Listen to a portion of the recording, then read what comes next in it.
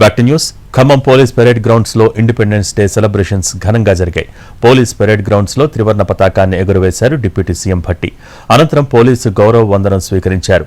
ప్రభుత్వ పథకాల అమల్లో భాగంగా ఖమ్మం అగ్రగామిగా ఉందన్నారు భట్టి. నాగార్జున సాగర్ ఆయకట్టుతో పాటు వైరా, లంకాసాగర్, పాలేరు ప్రాజెక్టుల ఆయకట్టు స్థిరీకరణకు సీతారామ ప్రాజెక్టు ఉపయోగపడనుందన్నారు.